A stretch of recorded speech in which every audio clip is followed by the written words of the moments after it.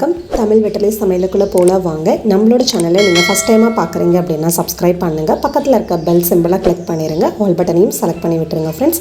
அப்போ தான் நான் தினம் போடுற வீடியோ உங்களுக்கு நோட்டிஃபிகேஷனில் வரும். வாங்க வீடியோக்குள்ளே போகலாம். இன்றைக்கி நம்ம கேரளா ஸ்பெஷலான மீன் பொழிச்சது பார்க்க போகிறோம்.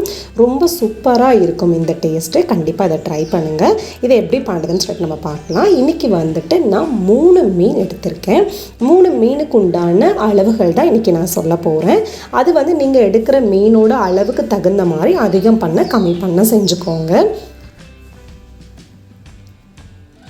இது வாழை இலை வச்சு பண்ண போகிறோம். ரொம்ப சூப்பராக இருக்கும், டேஸ்ட்டாக இருக்கும். கண்டிப்பாக இந்த இதை ட்ரை பண்ணுங்கள். நான் வாழை இலை இருக்கனால மசாலா வாழை இலையிலே ரெடி பண்ணுறேன். ஸோ நீங்கள் வாழை இலை இல்லை அப்படின்னா தட்டில் கூட நீங்கள் ரெடி பண்ணிக்கலாம். 2 ஸ்பூன் அளவு குழம்பு மிளகாத்தூள் சேர்த்துக்கோங்க. 1/2 ஸ்பூன் அரிசி மாவு, 1/2 ஸ்பூன் தனி மிளகாத்தூள் சேர்த்துக்கோங்க. 1/2 ஸ்பூன் அளவு மிளகு சேர்த்துக்கோங்க. 1/2 ஸ்பூன் கொஞ்சம் கரம் மசாலா சேர்த்துக்கோங்க. இப்போ தேவையான அளவு உப்பு சேர்த்துக்கலாம். மிளகு தூளாக சேர்த்தனாலும் ஓகே, இல்லைன்னா 1/2 ஸ்பூன் அளவு மிளகு எடுத்து நீங்கள் நல்லா இடிச்சிட்டு சேர்த்துனா கூட ரொம்ப சூப்பராக இருக்கும் ஃப்ளேவர். 1/4 ஸ்பூன் அளவுக்கு மஞ்சள் தூள் சேர்த்துக்கலாம். 1/2 ஸ்பூன் அளவுக்கு இஞ்சி பூண்டு விழுது சேர்த்துக்கோங்க. சேர்த்துட்டு 1/2 மூடி லெமன் பிழிஞ்சு விட்டுக்கலாம். நம்ம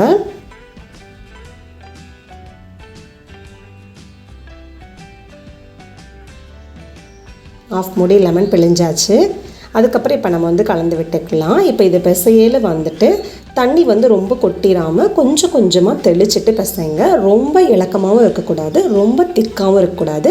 லைட்டான பதத்தில் இருந்தது அப்படின்னா தான் ஃபிஷ்ஷில் நல்லா ஒட்டும். நமக்கு நல்லா கொஞ்சம் கொஞ்சமாக தண்ணி சேர்த்து பிசைஞ்சுக்கோங்க. இப்போ இது கூட ஒரு 1 ஸ்பூன் அளவுக்கு நான் தேங்காய் எண்ணெய் சேர்த்துருக்கேன். சேர்த்துட்டு அதோடு சேர்ந்து நல்லா கலந்துட்டு இப்போ கொஞ்சம் தண்ணி தெளித்து நல்லா பிசைஞ்சுக்கோங்க. இந்த மீனில் மசாலா அப்ளை பண்ணுறது அவங்க விருப்பம். நீங்கள் என்ன டைப்பில் மசாலா ஃபிஷ் ஃப்ரை பண்ணுறதுக்கு மசாலா ரெடி பண்ணுவீங்களோ அந்த டைப்பில் நீங்கள் ரெடி பண்ணிக்கலாம். இப்போ மசாலா நமக்கு ரெடி ஆயிடுச்சு. இப்போ இதை மீனை நல்லா க்ளீன் பண்ணிவிட்டு கீரல் போட்டு வச்சுருக்கேன். அதில் இப்போ எல்லாத்தையும் அந்த கீரல்லையும் உள்ள மசாலா படுற போல் நல்லா திணிச்சு விட்டு எல்லா பக்கம் பூசி விட்டுருங்க. ஃப்ரண்ட் அண்ட் பேக் எல்லா பக்கம் நல்லா மசாலா படுற போல் பூசிடுங்க. அந்த கீரல் போட்டோம் இல்லைங்களா, அது உள்ள மசாலா இறங்குறதுக்காக கீரல் போட்டிருக்கோம். ஸோ அதுக்குள்ளேயும் நல்ல மசாலாவை தடவி விட்டுருங்க. அதே போல் இந்த மீன் நம்ம சமைச்சு முடிச்சதுக்கப்புறம் எடுத்து சாப்பிட்றதுக்கும் ஈஸியாக இருக்கும். ஸோ அதுக்காக தான் இந்த கட்டு போடுறது. இப்போ ஒரு மீன் தடவி முடிச்சாச்சு. அதே போல் மீதி இருக்க மீனையும் நம்ம தடவி எடுத்துக்கலாம். மசாலா எல்லாமே தடவி முடிச்சாச்சு. 3 மீனுக்கும் நல்லா தடவினதுக்கப்புறமா உள்பக்கம் வெளியில் அதே போல் அந்த கீரல் போட்டிருக்க இடத்துலையும் நல்லா உள்ளே திணிச்சு விட்டு மசாலாவை அப்ளை பண்ணியாச்சு. அப்போ தான் அது நல்லா குக் ஆனதுக்கப்புறமா நமக்கு சாப்பிட்றதுக்கு எல்லா பக்கமும் அந்த மசாலா டேஸ்ட்டு பட்டிருக்கும். அதுக்காக தான் நல்லா ரெடி பண்ணி வாழை இலையிலே வச்சாச்சு. இப்போ ஒரு கடாயில் எண்ணெய், மீன் பொரிச்சு எடுக்கிறதுக்கு தகுந்த மாதிரி நம்ம எண்ணெய் சேர்த்துக்கலாம். தேங்காய் எண்ணெய் நான் சேர்த்துருக்கேன். இது ரொம்ப நல்ல முறுமுறுன்னு குக்காய் வரணும் அப்படிங்கிறது கிடையாது. ஜஸ்ட் ஒரு 75-80% குக் ஆச்சு அப்படின்னா போதும். அடுத்தது நம்ம வாழையில் வச்சு பண்ணையில் அது மீதி நல்லா குக் ஆயிரும் நமக்கு. இப்போ ஒரு சைடு வெந்துருச்சு, அடுத்த பக்கம் திருப்பி போட்டாச்சு. உடஞ்சிடாமல் பார்த்துடுங்க. அவ்வளோதான், இதை எடுத்தாச்சு. இதே போல் நம்ம எல்லாத்தையும் பொரிச்சு எடுத்துக்கலாம். 3 மீனையும் பொரிச்சு எடுத்ததுக்கப்புறமா அந்த எண்ணெயை வேஸ்ட் பண்ண வேண்டாம். அதே எண்ணெயிலேயே 1 ஸ்பூன் அளவுக்கு பொடிசாக கட் பண்ண பூண்டு, 1/2 ஸ்பூன் அளவுக்கு பொடிசாக கட் பண்ண இஞ்சி சேர்த்துக்கோங்க. கொஞ்சம் கருவேப்பிலையெல்லாம் சேர்த்துட்டு இது எல்லாத்தையும் நம்ம நல்லா கலந்து விட்டுக்கலாம். கலந்ததுக்கப்புறமா 3 பெரிய வெங்காயம் நல்ல பொடிசாக கட் பண்ணியிருக்கேன், அதுவும் உள்ளே சேர்த்து நல்லா கலந்துக்கலாம். நம்ம நல்லா கலந்தாச்சு. அடுப்பை கொஞ்சம் மிதமான தீயிலே வச்சுக்கோங்க. கலந்ததுக்கப்புறமா இதுக்கு தேவையான அளவு உப்பு சேர்த்துக்கலாம்.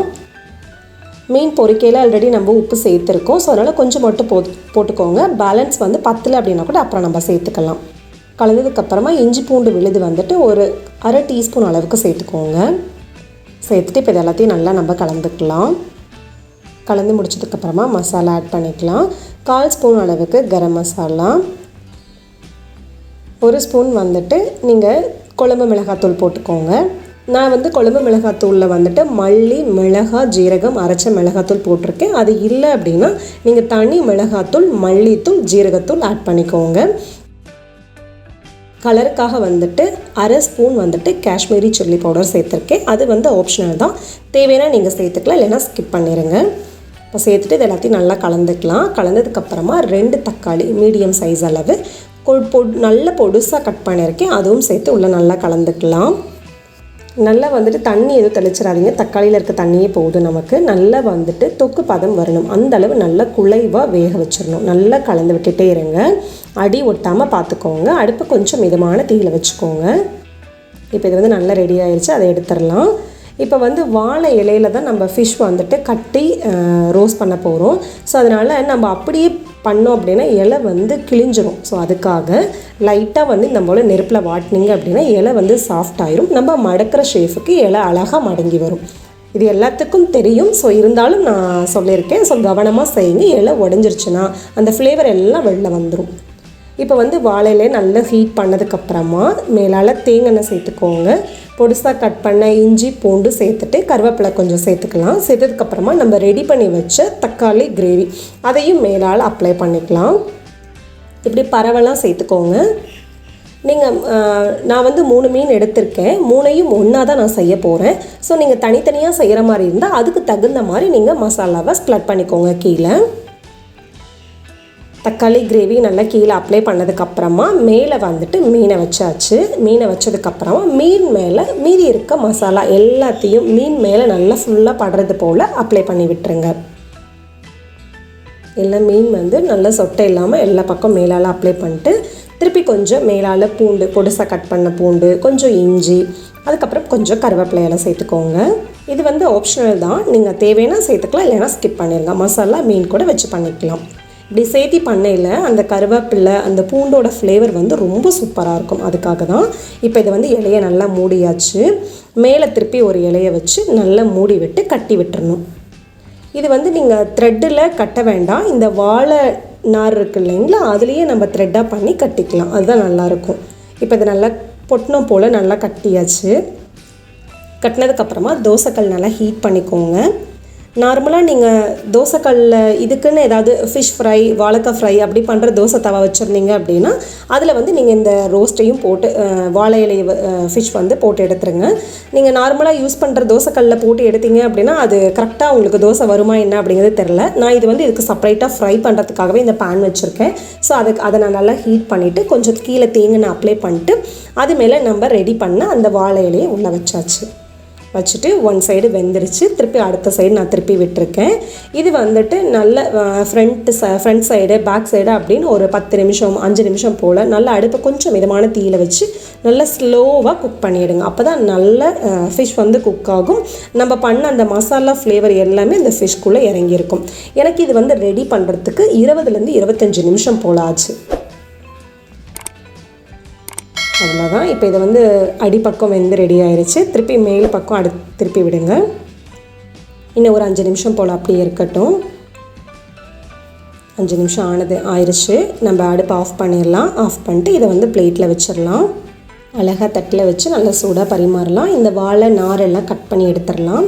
கட் பண்ணி எடுத்துகிட்டு மெல்லிஸாக வந்துட்டு இலையை ஓப்பன் பண்ணுங்கள். இது வந்துட்டு ஃபுல்லாக ஈரமாக எண்ணெய் பசையாக இருக்குது அப்படின்னு சொல்லிட்டு யோசிக்க வேணாம். இது வந்து நம்ம சேர்த்த எண்ணெயும் கொஞ்சம் அதுலேருந்து நம்ம அந்த தக்காளி வெங்காயத்துலேருந்து வர தண்ணியும் கூட தான். இது எல்லாமே எண்ணெய்ன்னு நினச்சி நீங்கள் பயந்துட வேண்டாம், ஏன்னா நம்ம கம்மி அளவு தான் எண்ணெய் யூஸ் பண்ணியிருக்கோம் இதில். இப்போ வந்துட்டு அழகாக இதை ஓப்பன் பண்ணிடலாம். இலையை ஓப்பன் பண்ணையிலே நல்ல ஒரு ஃப்ளேவர் வருது. அந்த இலையோட வாசனை ரொம்ப சூப்பராக இருந்தது. அவ்வளோதான், ஓப்பன் பண்ணியாச்சு. இப்போ நான் ஒரு ஃபிஷ்ஷை மட்டும் தனியாக பிளேட்டில் எடுத்து வச்சு காமிக்கிறேன். அவ்வளோதான், பிளேட்டில் எடுத்து வச்சாச்சு. திருப்பி நான் வந்து ஒரு ஃபிஷ்ஷை வந்து அழகாக கட் பண்ணி காமிக்கிறேன். அந்த லேயர் கரெக்டாக உறிஞ்சு வருது பாருங்கள். இதுக்காக தான் நம்ம கட் போடுறோம், எடுத்து சாப்பிட்றதுக்கு ஈஸியாக இருக்கும். ஸோ அவ்வளோதான் ஃப்ரெண்ட்ஸ், ரொம்ப சூப்பரான இந்த ரெசிபி தயாராகிடுச்சு. கண்டிப்பாக எப்படி இருக்குன்னு சொல்லிட்டு ட்ரை பண்ணுங்கள். நம்மளோட சேனலுக்கு சப்ஸ்கிரைப் பண்ணுங்கள். அப்போ தான் நாளைக்கு நான் போஸ்ட் பண்ணுற வீடியோ உங்களுக்கு நோட்டிஃபிகேஷனில் வரும். தேங்க்யூ.